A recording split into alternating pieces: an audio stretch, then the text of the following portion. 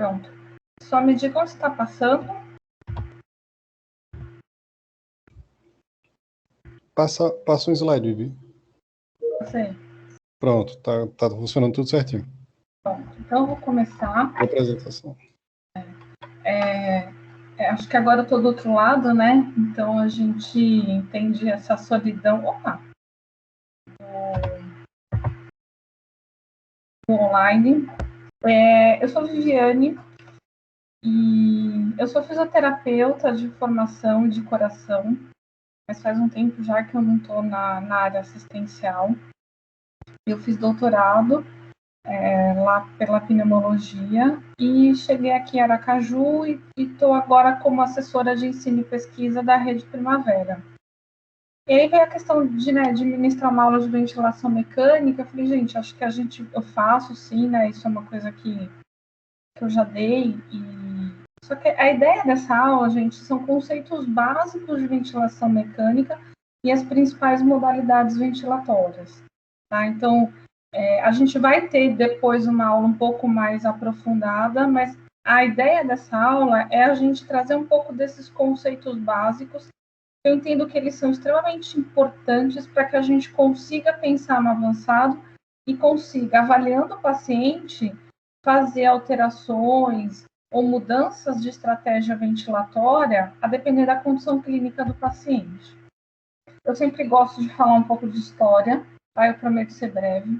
Então, o primeiro relato que se tem sobre a função pulmonar vem de Hipócrates, né, que é o pai da medicina, em que ele coloca no Tratado do Ar que para você tratar sufocações, você precisava canular a traqueia, né, através do osso da mandíbula. Então, vem um dos primeiros ensaios assim, para você melhorar o suporte ventilatório, a questão da intubação.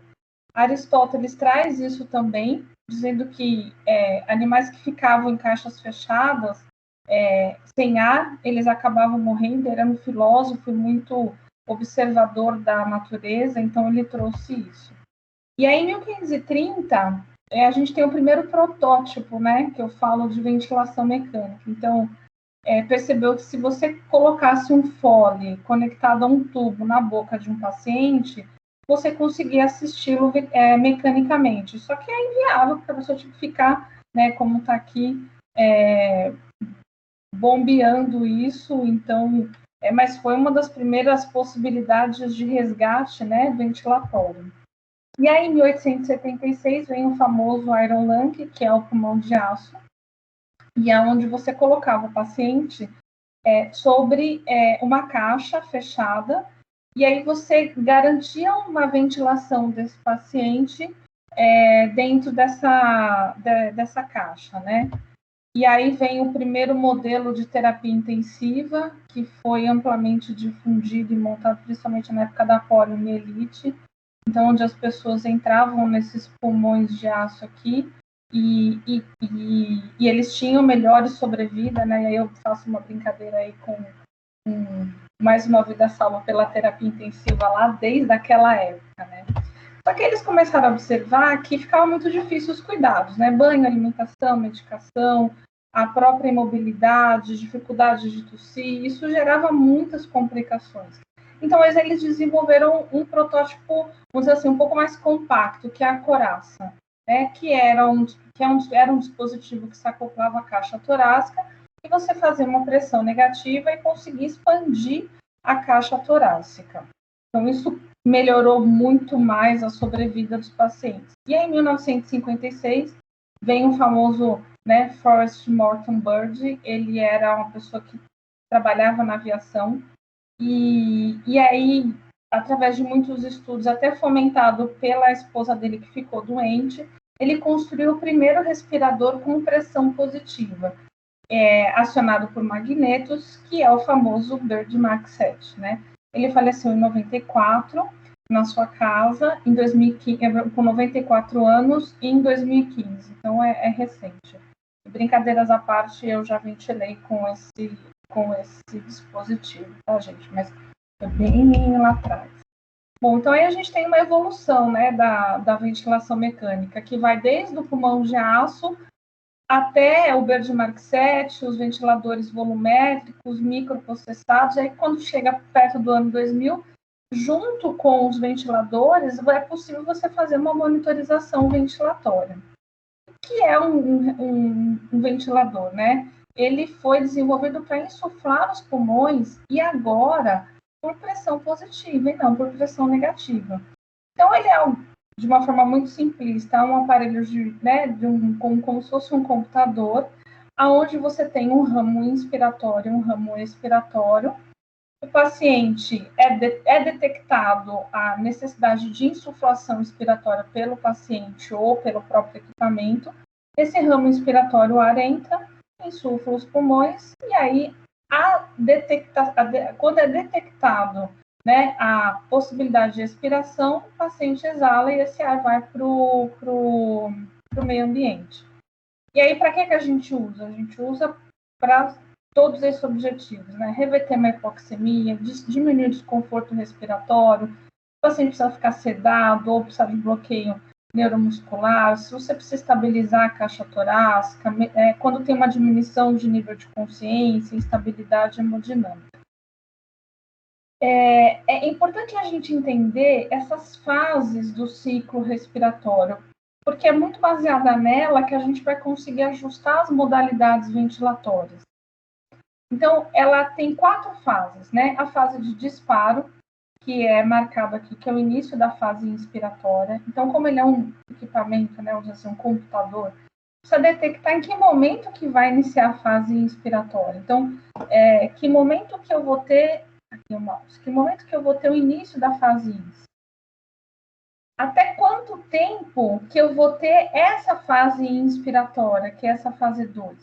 Em que momento que ela tem que cessar a fase ins, iniciar a fase ex? Então, isso precisa ser detectado, que a gente chama de ciclagem, e depois a exalação, que é a fase expiratória. Então, quando a gente pensa em disparo, a gente pode ter um disparo a pressão, fluxo ou tempo. E é esse disparo que vai detectar quando que o respirador vai abrir a válvula inspiratória e vai permitir com que o fluxo de ar chegue até o paciente. Se eu tenho um disparo a tempo, eu estou ajustando a frequência respiratória no respirador. Então, isso significa que se eu ajustar uma frequência de 12, né, respirações por minuto, então, 12 vezes durante 1 minuto, a válvula inspiratória vai abrir, o ar vai entrar, e aí vai ocorrer a oxigenação do paciente.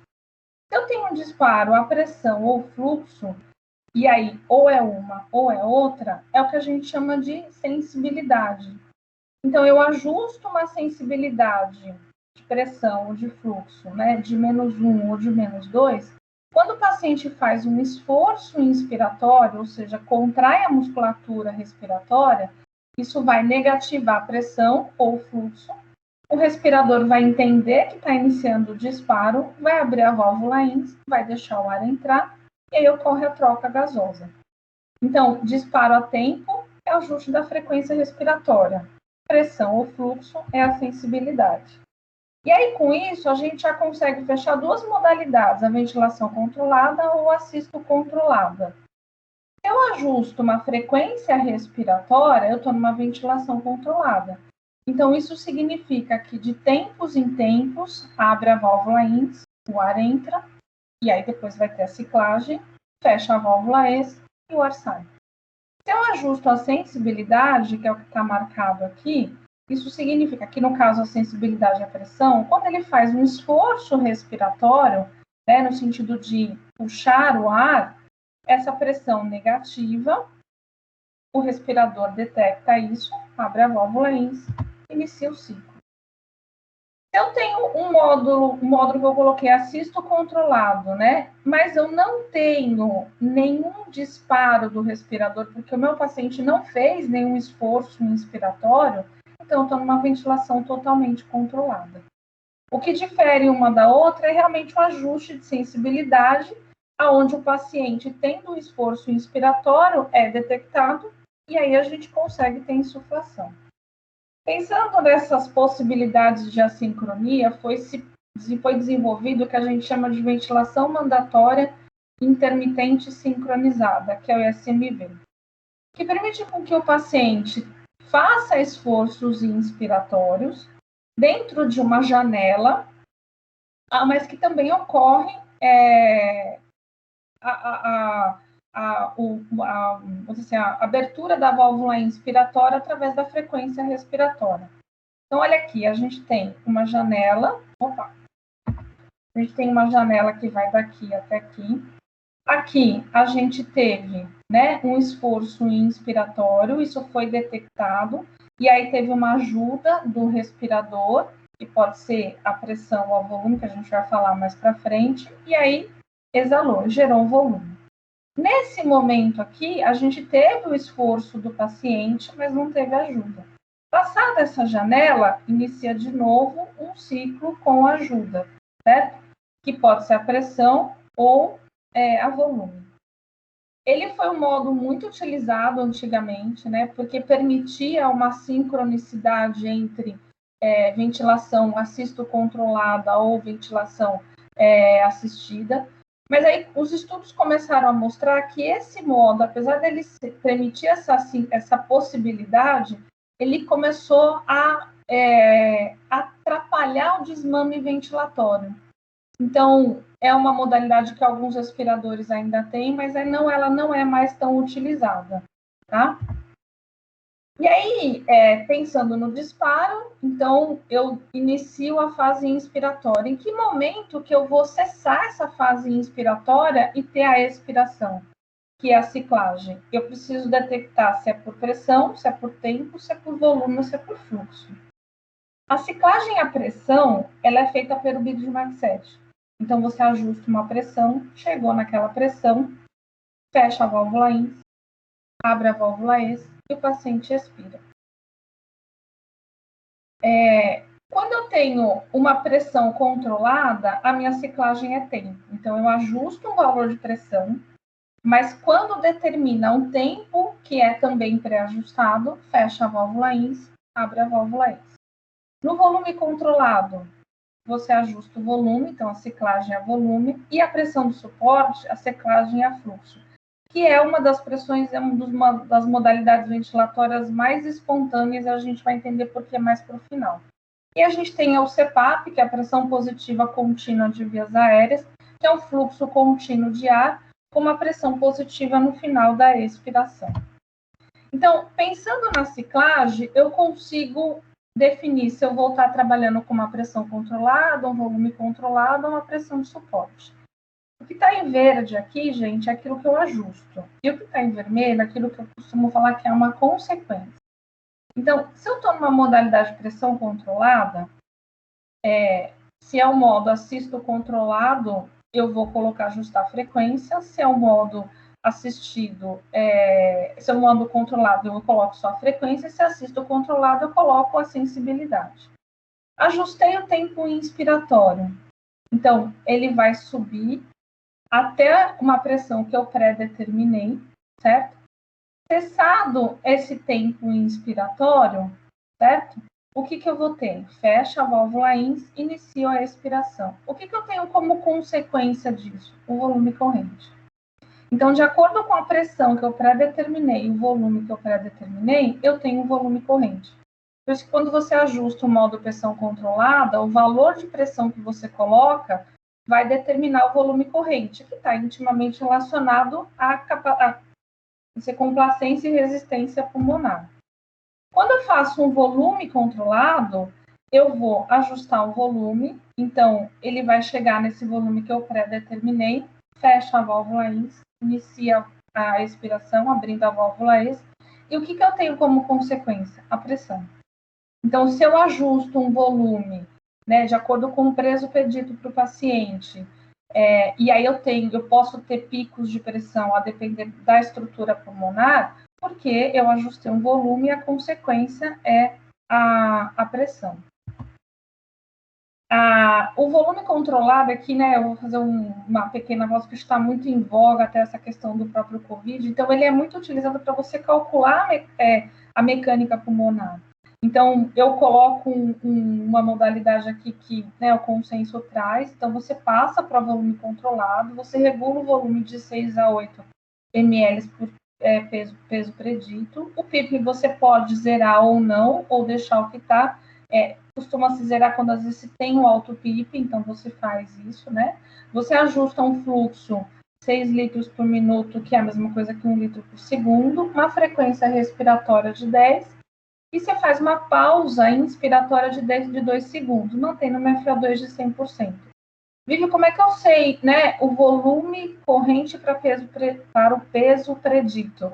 E aí tem essa formulinha aqui, né, que você mede o paciente. Se for um homem, você coloca aqui, né, o tamanho. Se for a mulher aqui, você faz os cálculos e você tem o peso. Então, vamos supor que fiz os cálculos e tem um peso de uma altura de 50, um peso de 50 quilos. 5 vezes 6, 30, de 300, assim, 5 vezes 8 é 400. Então, o que eu imaginaria de volume corrente para esse paciente. E aí, quando eu faço a pausa inspiratória, né, eu vou ter o pico de pressão, faço a pausa inspiratória, a pressão de platô e o pico, que a gente chama de pressão positiva no final da expiração, que ela serve para manter, né, as vias aéreas, vamos dizer assim, semiabertas, é como se fosse o nosso volume residual. E aí, se eu quero calcular a complacência estática, eu pego o volume corrente expirado, divido pela pressão de platô menos o PIP. Se eu quero a resistência, a pressão de pico menos a de pico menos a de platô, divido pelo fluxo. Em condições de normalidade, de até entre 50 e 100, mas eu já acredito assim, que em torno de 70 é o ideal. E aí você consegue fazer isso. Os respiradores mais antigos, a gente tem que fazer na mão, né? Tem respiradores novos, que a hora que você ajusta e faz a pausa, ele já te dá a complacência estática e a resistência. Então, isso vem dentro da monitorização. Aqui eu coloco, né, um exemplo. Então, assim, eu tenho um volume de 500, um fluxo de 60 litros por minuto de 1 litro por segundo, uma onda de fluxo quadrada. Então, se eu quero calcular a resistência, né, é a pressão de pico menos a pressão de platô, dividido pelo fluxo, no caso aqui 1, então eu tenho de 10. A complacência, o volume expirado é de 500, a pressão de platô menos o PIP, que aqui é 5, eu tenho uma complacência de 20, tá? E aí vem um conceito bem novo, que é o que a gente chama de drive pressure, né? Que é a diferença entre a pressão de platô e o PIP. E da onde veio isso, né? Ele veio desse estudo onde o pessoal, né, Marcelo Amato e toda a equipe acabou fazendo uma revisão sistemática. Então, eles pegaram todos os pacientes de SARA e que tinham, né, feito a titulação de PIP e fizeram um cálculo matemático e trouxeram isso. O que eles mostraram, né? Que ó, quanto menor o volume, melhor é a sobrevida, mas ele realmente conseguiu mostrar que é através da driving pressure, né, que mostra a driving pressure alta, a chance de óbito intra-hospitalar é 2,5 vezes quando você pensa numa driving pressure, por exemplo, de 15 ou de 20, então que é bem menor. E aí o que se recomenda numa ventilação protetora é um volume corrente baixo, de 4 a 6 ml por quilo de peso predito pela altura, usando aquela fórmula. Uma pressão de platô que fique menor que 30, mas dá para aceitar, né, um pouquinho maior. O CO2, você pode tolerar CO2 mais alto, e aí você faz a hipercapnia permissiva, permitindo com pH até de 7,20, e a drive pressure que se mantenha pelo menos em torno de 15. Porque você conseguindo equacionar isso, você está ventilando o seu pulmão de forma protetora, evitando com que a ventilação cause mais lesão. E aí eu trago essa imagem aqui, onde a gente tem uma tomografia de um pulmão normal, assim, inicial, antes da ventilação mecânica. Aqui, 2 horas depois, de uma ventilação não protetora, e 2 horas e meia depois. Então, ou seja, você vê que existe uma lesão de parênquima pulmonar que causa um processo inflamatório infiltrado que foi ocasionado não por uma patologia de base, mas sim por uma estratégia ventilatória inadequada, né? Então, que eles chamam da lesão induzida pela ventilação mecânica. Então, feita essa pausa, aí a gente imagina, então chegou meu paciente, eu cuidei dele, fiz a ventilação protetora ou não, e aí vai depender muito da história de base, e aí ele começa a ter drive respiratório, começa a iniciar um processo de desmame, e normalmente se escolhe a pressão de suporte. Por que se escolhe a pressão de suporte? Porque ela é ciclada a fluxo. Então, eu ajusto um valor de pressão de suporte aqui, que a gente marcou verde. Vocês estão vendo que ela se mantém igual durante todos os ciclos inspiratórios. Só que aqui eu tenho um volume corrente. Aqui eu tenho outro volume. E assim sucessivamente. Da onde vem isso?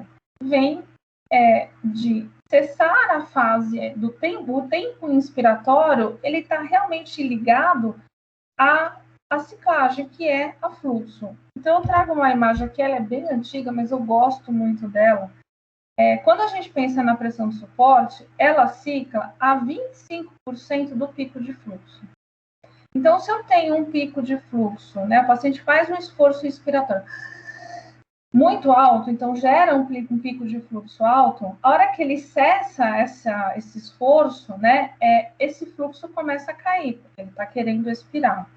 A hora que cai em 25% desse valor aqui, então fecha a válvula INS e abre a válvula expiratória. Então, o paciente consegue respirar de uma forma muito mais, vamos dizer assim, fisiológica ou harmônica, né? Então, aqui, olha, ele puxou o ar com menos força, vamos assim dizer. Então, gera um fluxo menor. Então, como é uma porcentagem, o pico de fluxo vai ser menor, a onda é menor, e aí o volume acaba sendo menor também. Se a gente compara isso, né, a pressão de suporte com uma pressão controlada, eu tenho um fluxo final aqui pré-ajustado, porque é de acordo com o tempo inspiratório. Então, gera esse volume corrente. Nesse caso aqui, não, depende muito do esforço do paciente, então ele acaba sendo mais livre, né? Por mais que eu ajuste um valor de pressão de suporte, ele acaba sendo mais livre, então permite com que o paciente faça, em alguns momentos, um esforço maior, outros menores, e aí isso vai tornando cada vez mais fisiológico, ativando a musculatura respiratória. Quando a gente pensa no CPAP, né, que é a pressão positiva contínua nas vias aéreas, você ajusta um valor de PIP, que é a pressão positiva no final da expiração, e aí o paciente vai estar sempre respirando nesse valor de PIP. Então, ele faz o esforço, é um modo espontâneo, então você precisa de ajuste de sensibilidade, e aí ele acaba fazendo esforço, inspirando aqui. Hoje em dia, dificilmente a gente deixa o paciente ventilando só em CPAP, né? A gente chama CPAP, mas na verdade é um PSV, um suporte, então tem uma pressão positiva no final da expiração, mas tem a pressão de suporte, e é importante que tenha, porque ele tem que vencer toda a resistência da cânula orotraqueal, da traqueia do respirador, né? Se a cânula às vezes é pequena, tamanho do paciente, então ele tem uma resistência imposta que precisa ser compensada por um ajuste de pressão. E aí, assim, a gente traz, né? Qual que seria o ideal de PIP? 5 é para impedir o colapso alveolar, né? Acredita-se. Maior que 8, melhora a oxigenação. Existem até possibilidade de você estubar um paciente com um PIP de 8, né? Às vezes isso é possível, depende do tamanho dele, tamanho da cânula, estrutura pulmonar. E acima de 12, você pode começar a ter repercussões hemodinâmicas. Ah, Vivi, mas eu não vou colocar um PIP de 12? Não, se eu precisar, eu vou colocar. Mas é importante saber que pode diminuir débito cardíaco por diminuição do retorno venoso, às vezes pode sobrecarregar o coração, ou às vezes até favorecer o funcionamento cardíaco, mas sabendo que existem essas repercussões hemodinâmicas, é importante que entre com medicações com drogas para estabilizar até que a melhora da oxigenação permita diminuir o PIP e aí concomitantemente diminuir as drogas para estabilização hemodinâmica. Tudo bem, sabendo a diferença, assim, disparo, ciclagem, né? Como é que eu uso isso na minha prática clínica? Então, eu trouxe rapidamente aqui uma aplicabilidade e veja, numa situação bem hipotética, num paciente bem, tá? Eu não estou nem pensando num paciente grave, tá? Então, o paciente chegou no pós-operatório de uma cirurgia, né? E aí eu vou ajustar o respirador. Bom, se ele chegou e ele está no pós-operatório, ele provavelmente não vai ter um drive respiratório, mas eu ajusto o módulo assisto controlado, né? E aí, por ser um módulo assistido, eu vou ajustar a frequência respiratória, porque eu garanto a respiração, né, a insuflação pulmonar, e vou ajustar a sensibilidade, porque se ele fizer um esforço, isso precisa ser detectado pelo aparelho e abrir a válvula INS e ele insuflar os pulmões. Eu vou ajustar uma pressão expiratória de 20, um tempo INS de 1, porque eu escolhi o modo pressão controlada. O que eu vou ter como consequência disso? Um volume corrente de 400, que pode ser ideal para ele, né? A depender do preço predito, então vamos considerar que aqui e ele faz uma frequência expiratória de 12, saturando bem, 95%. Então, essa minha estratégia ventilatória está satisfatória. Então, Vivi, eu optei que eu não vou utilizar a pressão controlada, eu vou utilizar o volume controlado. Então, eu vou ajustar o volume, o fluxo, a frequência respiratória, porque ele vai estar no modo controlado, a sensibilidade, porque ele pode estar no modo assistido, e a fração expirada de oxigênio. Vou olhar lá no monitor, vou ver que ele está fazendo uma pressão expiratória de 25, uma frequência de 12, está saturando bem. Então, eu garanto uma boa oxigenação sem causar grandes deletérios para esse paciente.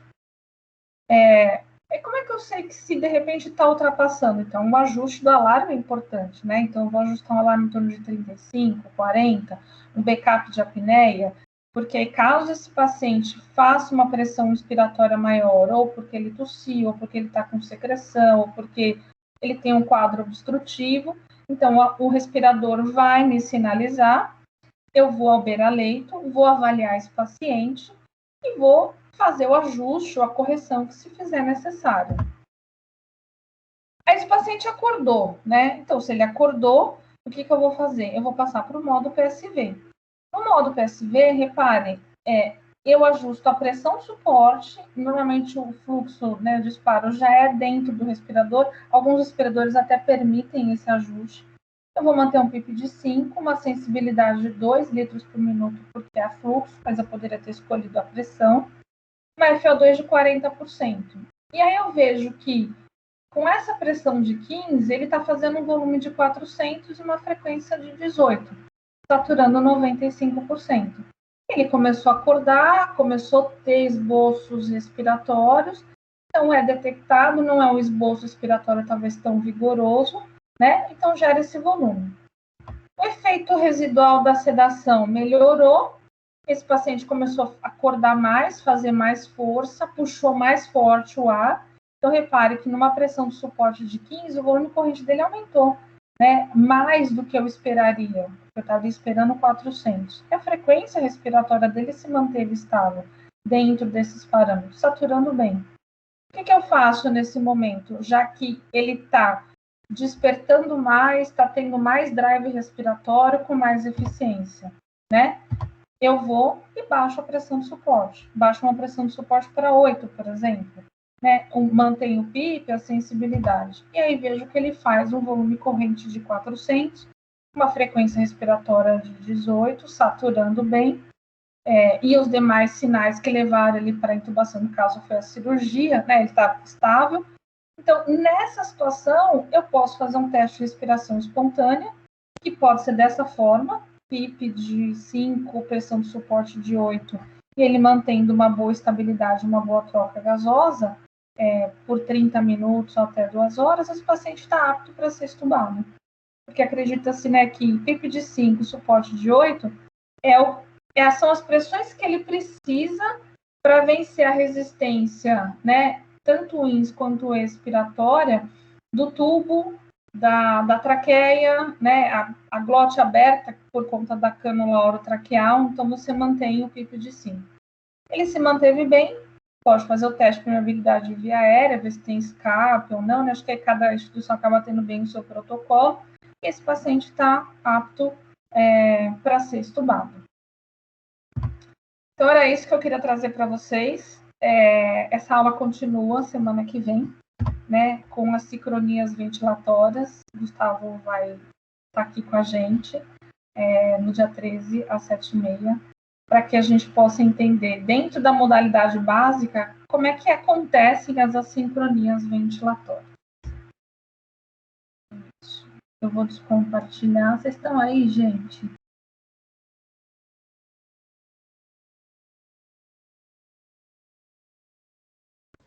Sim, Vivi. Oh.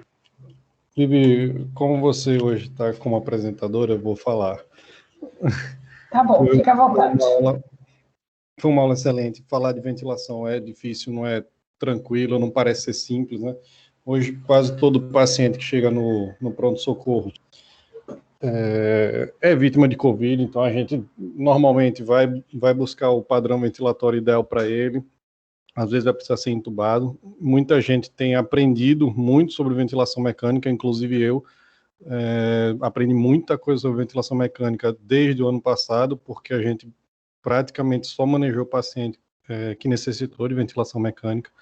Então é um assunto que está bem em tona, vamos dizer assim, e não é um assunto fácil, né? Não é aquele assunto que muitas vezes a gente quer aprender pegando receita de bolo, jogando lá sedor, vamos colocar esses parâmetros aqui e vamos deixar o paciente depois se resolver. Não é assim, né? Então é um assunto mais aprofundado, mais complexo. A gente vai ver também depois, né, nas próximas aulas aí, que tem muito mais coisa. O paciente que você trouxe como exemplo é ideal, né, porque é um paciente que foi, vamos dizer assim, rígido do ponto de vista pulmonar e foi acoplado na ventilação mecânica justamente para poder fazer o que era necessário da cirurgia e tal. Então, ele realmente, assim, é o basicão, né, é o ideal para a gente estudar nessa primeira aula. Mas ventilação mecânica é um mundo à parte, né? Achei top, né, o histórico aí da ventilação mecânica. E no mais, eu achei muito bem completa. Na verdade, o primeiro slide que eu trago na aula de assincronia é bem um resumo de tudo isso que você falou. Então, quem viu essa aula, eu acho que vai facilitar muito entender toda a próxima aula, né? Porque foi muito bem detalhado, muito bem explicado. Abro aí para perguntas do pessoal que tiver. Vivi, parabéns. Obrigada. Você tem que ser autoconvidada mais vezes. Autoconvidada mais vezes, né? Olha, veja, eu fiz o convite pro pessoal da fisioterapia do Hospital Primavera, eu não sei se eles estão aqui. Não sei se Fernanda eu não conheço, gente, vocês por nome, me desculpe. Mas acho que assim, como a ideia mesmo era trazer conceitos básicos, para que o pessoal pudesse trazer um pouco dessa vivência mesmo desse momento, né? Eu acho que a gente abre mesmo para isso. E se alguém estiver aqui, alguém quiser trazer algum comentário, alguma sugestão ou perguntas, né, que a gente consiga responder, o espaço está aberto. Bom, Vivi, eu sou Camila. Eu não tenho muito o que falar, não. Foi bem completa a sua aula. E a nossa vivência é uma coisa muito extensa, sabe? Não tenho nem como tá falando tão rápido. Mas, assim, de início, o que a gente costuma usar realmente é o volume mesmo controlado. A gente já usa esse modo desde o estudo arte e o Primavera, na verdade, fez parte do estudo arte. E aí a gente acabou usando ele bem mais agora, né? Que a gente, na verdade, quando não era um paciente COVID, quando não era um paciente de síndrome respiratória aguda, né? A gente acabava usando melhor o PRVC, que é o que a gente tem nos nossos ventiladores, que não são todos, né, que tem. Mas no COVID realmente a gente usa o VCV de início, né? Sempre de início, porque aí quando o paciente vai entrando na ventilação ou despertando, aí depende de cada paciente. Mas é isso mesmo, é o melhor modo de início, é o que a gente avalia melhor a mecânica ventilatória, é o que a gente consegue titular melhor a PIP do paciente. E é só um resumo mesmo que eu estou falando, porque, como eu falei, é muito extenso, não dá nem para a gente prolongar tanto aqui. Viu? Mas foi ótima. Camila, eu tenho uma pergunta para você. Vou fazer, vou aproveitar.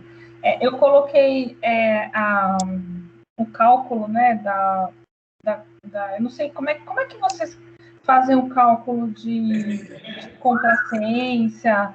Que nem eu coloquei aqui, você segue isso, ou vocês têm um protocolo? Como é que a gente tem protocolo, né? A gente tem um protocolo de ventilação, principalmente no COVID.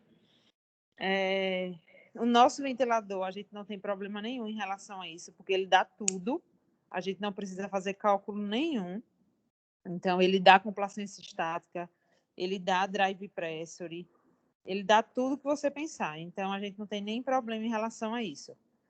E aí, a gente tem um protocolo que a gente segue, né, com os parâmetros iniciais, e a gente faz um mini recrutamento com a titulação de PIP em todos os pacientes. E aí, a gente segue um protocolo, né, dependendo de se houver desconexão, retitula PIP. Isso aí é bem fechadinho, sabe? O protocolo. Não tem muito o que a gente está fugindo, não. Mas a gente tem sim um protocolo. Legal. Obrigada, Camila. Não sei se tem mais alguém aí. Gente, se alguém tiver mais alguma pergunta, alguma colocação, assim, quando a aula acabar logo, ela foi muito boa, ela foi muito ruim, entendeu? A gente fica meio assim, né, na dúvida.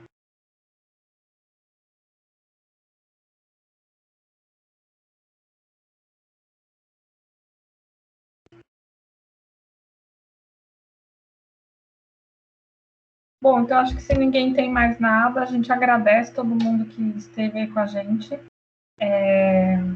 E aí, na semana que vem, a gente vai ter as assincronias e depois a gente segue com o nosso cronograma aí, tá bom? Quem tiver alguma sugestão de tema, alguma coisa assim, quiser deixar no chat, tudo a gente pode ir pensando, tá? A gente monta um cronograma aí, mas às vezes as ideias, a demanda acaba sendo diferente. Obrigada, pessoal. E aí a gente se vê, então, na terça que vem. Beijo, gente. Beijo, Vivi. Obrigada a você. Tchau. Tchau.